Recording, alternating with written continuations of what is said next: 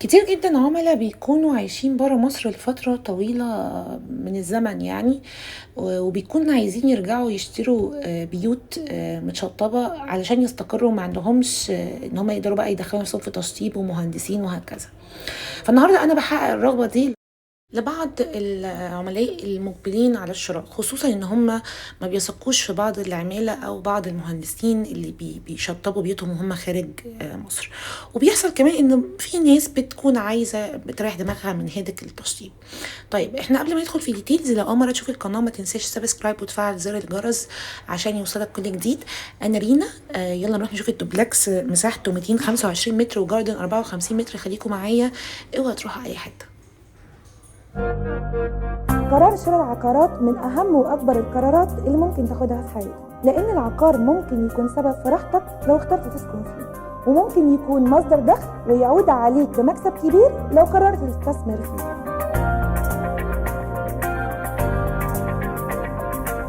البحث وتحري الدقة من أهم العوامل في اتخاذ القرار المناسب. باختصار، مجال العقارات بيحكمه حاجتين: بيع وشراء، بائع ومشتري. عالم العقارات مع رينا سليمان.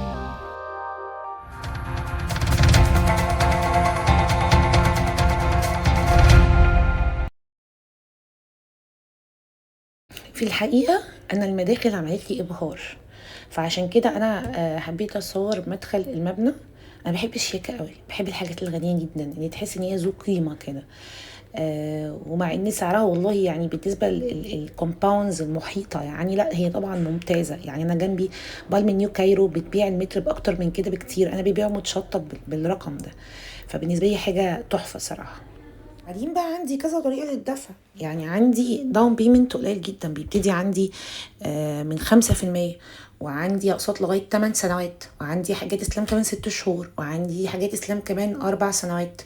فكل الطريقة دي في الدفع بتسهل قوي على العميل ان هو يقدر يحصل على بيت العمر اللي هو عاوزه. هو البيت ده اهم حاجة في الحياة واصعب حاجة العميل بيشتريها، فعشان كده بيشتريها بتركيز وعناية. وهو ده هدفي، انه انا اصور فيديوهات من الواقع علشان اساعد بعض المغتربين او الناس اللي مش قادرة تروح مشاوير كتير وتلف كتير وتتفرج كتير على تفاصيل الكومباوند. لو 75% حضرتك مستريح للكومباوند في الفيديو، لك ان تتخيل لما تشوفه على الطبيعة. يلا ندخل دلوقتي حالا دوبلكس، خليكم معايا.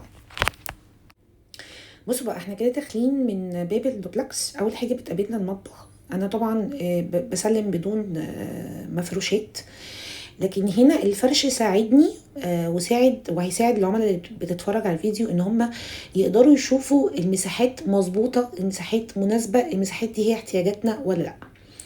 فده تفاصيل المطبخ. يهمني قوي كل ادوات التخزين تكون موجودة، يهمني يتحط مكان الغسالة والتلاجة والميكرويف والحاجات دي كلها. بصوا، انا عاجبني قوي ان الجاردن 54 متر، وشوفوا يعني واخده مساحه عامله ازاي.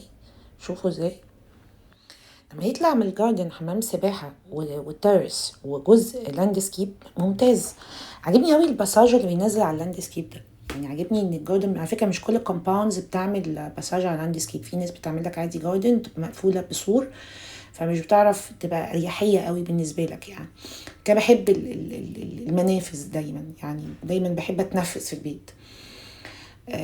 ده شكل حمام السباحة، وده الترس اللي بتكلم عليه عشان بس لو حاطين سفرة او حاجة. بصوا هندخل تاني. شوفوا انا بجيب المطبخ مرة كمان من اتجاه مختلف عشان تحس بالمساحة. انا محتاجة دايما ان الكلاينت يحس بالمساحة.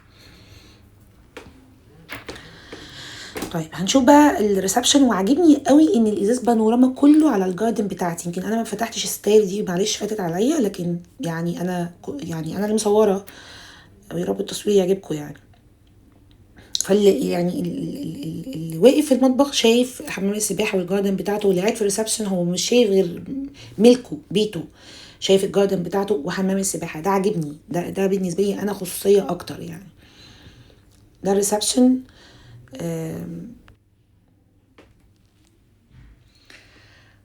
بصوا الجمال، شوفوا عجباني قوي اللوحه دي الصراحه يعني. بصوا الحمام. انا الحمامات عندي يا جماعه بتعمل لي عقده نفسيه، ما تسالونيش ليه. لازم الحمام يكون الوانه هاديه كده وما فيهاش صداع. عندي كمان دي غرفة مربية، يعني حضرتك عاوز تعملها مكتب انت حر، يعني طبعا مش كل الناس عندهم مربية يعني. فممكن تستخدم يعني لحاجة تانية يعني مختلفة. وده ممكن تقوله حضرتك بتتفق على التشطيب والكلام ده، ولا انا عايزها تبقى غرفه مثلا من غير التويليت او حاجه. كويس، النجف والحاجات دي كلها عجباني، ودي افكار لفرش البيوت برضو. يعني مش لازم تعتبروا البيت ده ان انتوا لازم تشتروا، ما انتوا ممكن تاخدوا افكار تشتروا بيها بس البيت، او قصدي تفرشوا بيها البيت. نطلع بقى السلم. بحب قوي اللايتس اللي بتبقى موجوده على السلالم دي بالليل، بتبقى شكلها حلو. عندي ليفنج روم وعجبني ترابزين طبعا ان هو كله ازاز، يعني شويه الحاجات الخشب والحاجات دي ما بقتش احسن حاجه. بحب قوي سبوت لايتس الموجوده في السقف. ومحدش يقول لي ليه بتحبي، ما هو انا بقدم اللي بحبه، انا مش هقدم حاجه تانية. مهم ان يبقى عندي كيتشنات في الدور الاول، لانه اللي ساكن في دوبلاكس السلم شويه مش احسن حاجه بالنسبه له، فمهم ان يبقى في بعض الاستخدامات اللي بتسرفز على الدور الاول. معانا هنا ستورج، حاجه ممتازه. المخزن ده حاجه مهمه جدا في البيت، مهمه جدا. ليفينج روم ظريفه وشيك ولذيذه كده.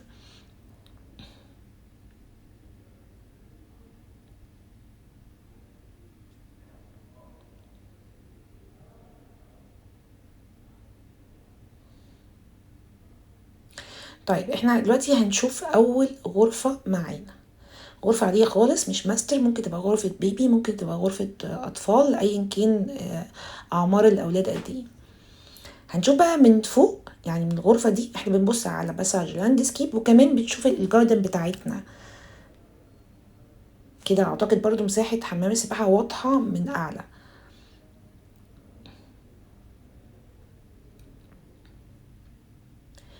هنشوف تاني غرفه معانا، واخده سرير كبير. مش عايزين ده، ممكن تغيروه ب2 سرير.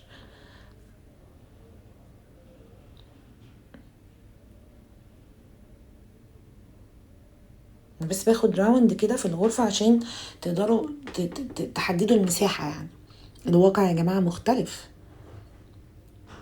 هيكون معانا الغرفة الماستر. عجبني في الغرفة الماستر كده حاجة لذيذة قوي، ان هي فيها جزء كده يتعمل قاعدة، مش هقول ليفنج يعني. طيب بصوا هنا الدريسنج عامل ازاي. شوفوا عامل زي الشبابيك بتاعت زمان دي. انا هفتحه واقفله مرة تانية. بصوا عشان انا بحب قوي الادوات بتاعه التخزين، الحاجات دي كلها كل الناس بتحتاجها، كل دي احتياجات لازم تكون موجوده في بيتك. فلازم تكون يعني حذر جدا وحضرتك بتتعامل مع الفيديو انك بتشوفه بدقه يعني.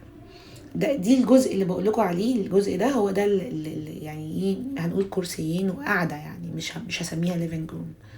اوكي. طيب طبعا دي الغرفه الماستر، فاحنا هنشوف دلوقتي التويليت بتاعها عامل ازاي. منتهى الهدوء، منتهى الرقي، منتهى الشياكه، مفيش بعد كده. كل ده وحضرتك مش بتعمل اي حاجه، الشركه هي اللي بتشطب لك. فطبعا هنا الكلاينت بيستريح جدا جدا.